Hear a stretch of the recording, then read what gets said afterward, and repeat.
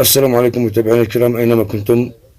طاب الله أوقاتكم. بث مباشر مباراة نادي الشباب السعودي ضد نادي روما اليوم في مباراة ودية الأندية، وستنطلق المباراة في تمام الساعة 7:45 من مساء اليوم الأربعاء الموافق 24 يناير 2024 ميلادية.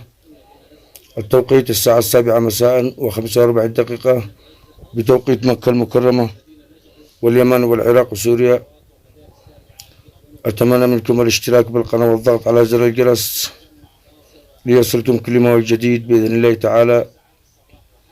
والأهداف أتمنى تشجيعكم بالضغط على لايك ومتابعة. والسلام عليكم ورحمة الله وبركاته.